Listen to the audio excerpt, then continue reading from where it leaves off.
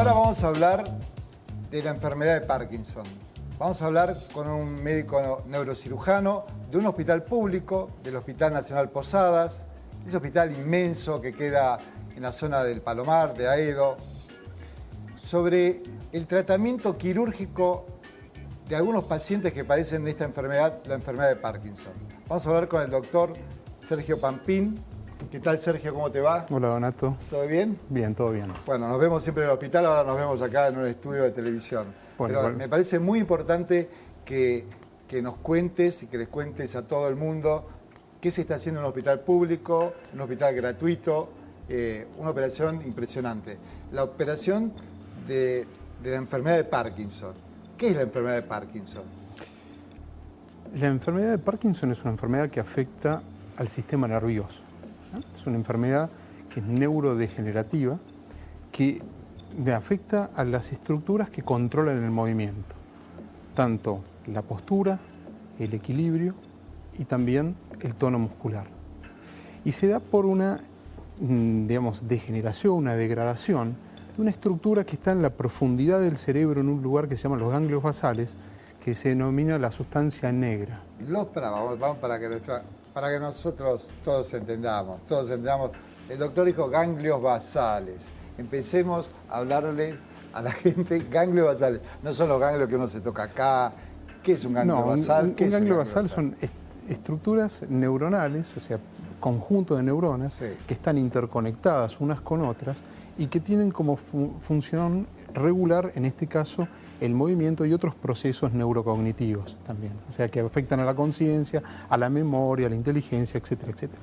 Hay uno de estas estructuras, uno de estos núcleos, que se llama sustancia negra, que produce un neurotransmisor que la gente debe conocer, que se llama dopamina. Dopamina, sí.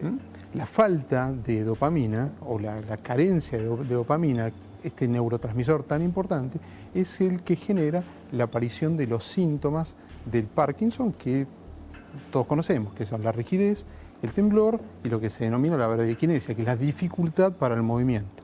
Son esas personas que tienen también como una falta de expresión en la cara, digamos, ¿no?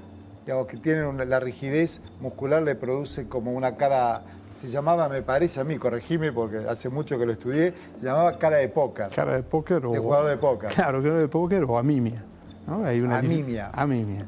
Técnicamente estoy aprendiendo términos también. Anemia. Anemia es la cara del jugador de póker, gente que no puede expresarse sus gestos, sus afectos. Sí, aparte tiene rigidez y temblor. Bueno, y eso se acompaña de justamente lo que vos decís, de rigidez no solamente en la falta de expresión, sino en todo el cuerpo, en extremidades sobre todo, dificultad para los movimientos y temblor. ¿Es hereditaria? Si alguien tuvo un familiar con Parkinson, ¿hay más probabilidades que tenga Parkinson? Sí, hay un 10% de pacientes que tienen, digamos, carga genética para desarrollar la enfermedad y generalmente es de transferencia familiar. Te voy a hacer una pregunta con respecto a esto. Si por ejemplo, yo tuve un familiar con Parkinson, ¿es bueno que me haga un chequeo general o dirigido al Parkinson en algún momento de mi vida antes de empezar con los síntomas? Eso es una buena pregunta, porque en realidad no tenés ningún estudio que vaya a certificarte que vos vas a padecer un Parkinson en el contexto de tu vida.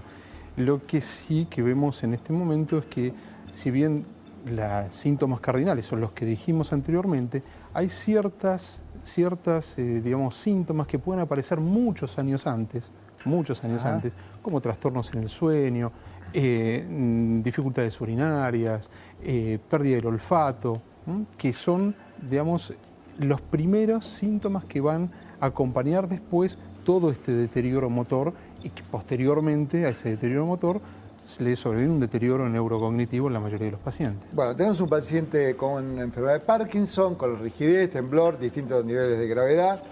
Se lo trata médicamente con fármacos. Es así, que reemplaza la dopamina de alguna forma para reemplazar la dopamina que le falta.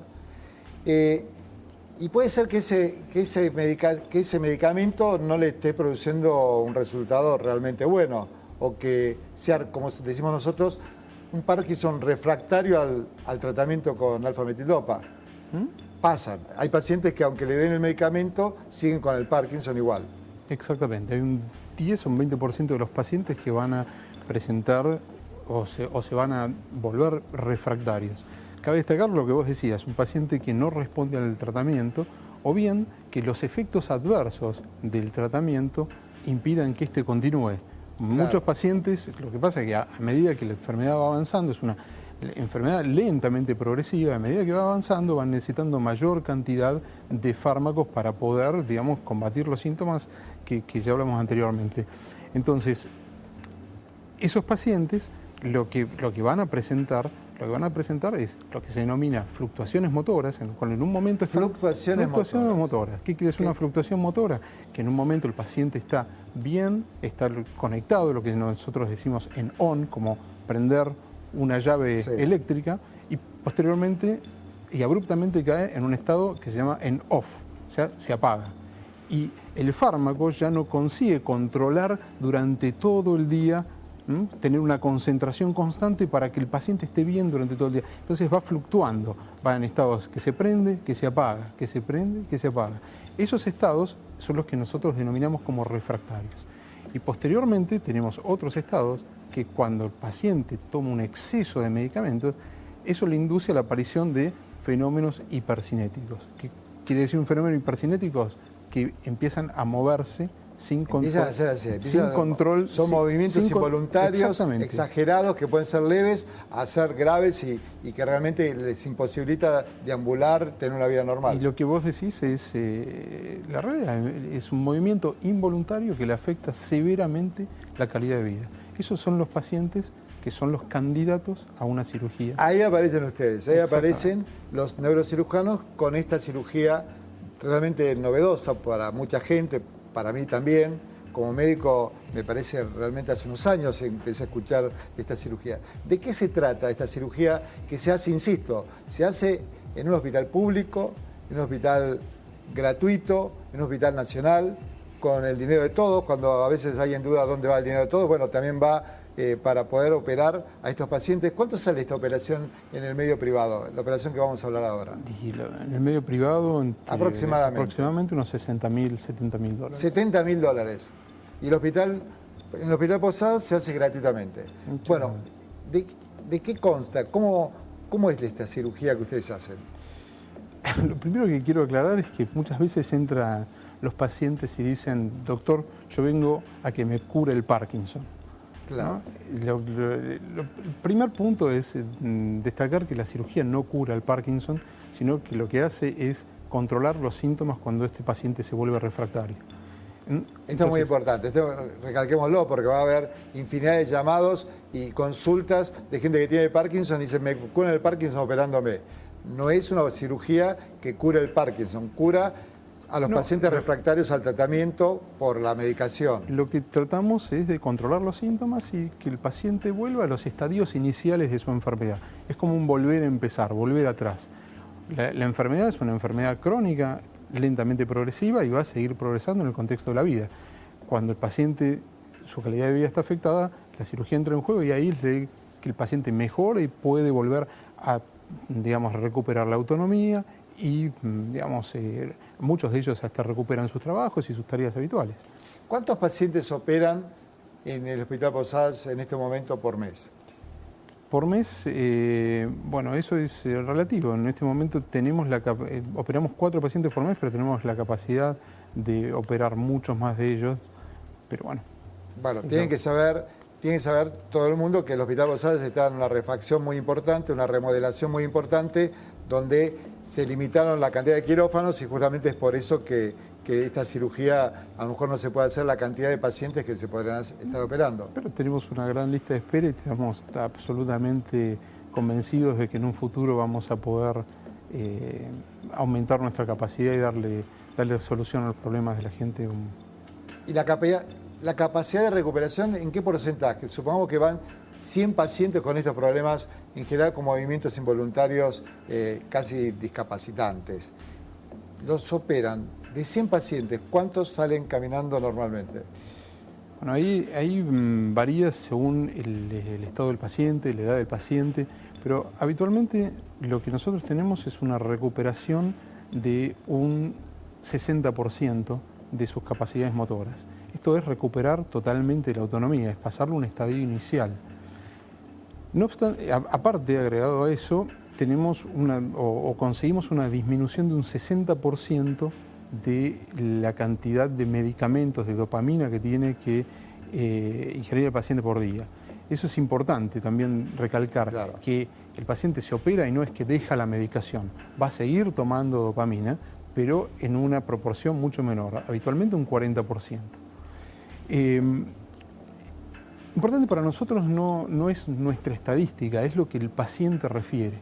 Dentro del contexto de la evaluación habitual de nuestros pacientes, nosotros les damos una escala que se llama PDQ-39, que habla de la satisfacción e impacto que tuvo en el paciente. Y generalmente ese impacto es mucho más marcado lo que el paciente dice, y más aún si la familia lo llena, que lo que nosotros podemos ver.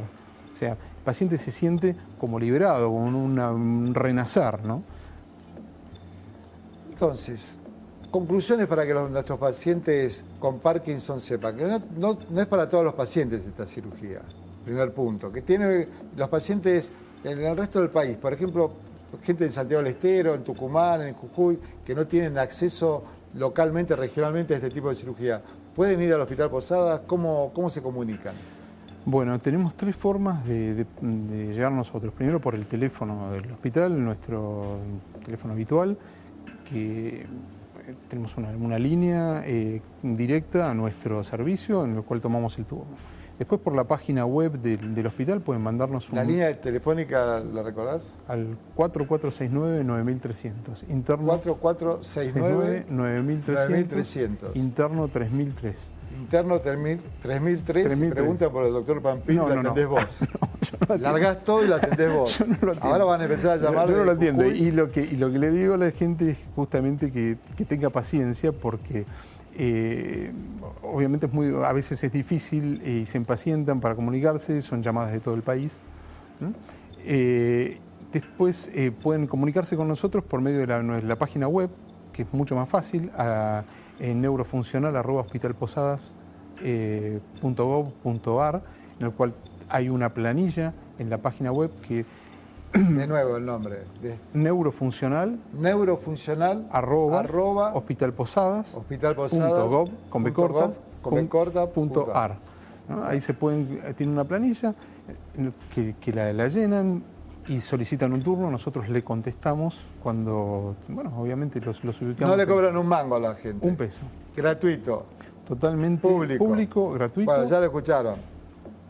Bueno, Sergio, muchísimas gracias por estar con nosotros. Muy, muy importante para que la gente de todo el país lo sepa, que hay un hospital público, gratuito, nacional, que opera esta cirugía de tan alta complejidad y que es accesible con una llamada telefónica. Muchas gracias. Gracias a vos. Bueno, terminamos por el día de hoy con Chequeo General. Muchísimas gracias. Nos vemos la próxima vez con temas interesantes de salud y de medicina. Chao.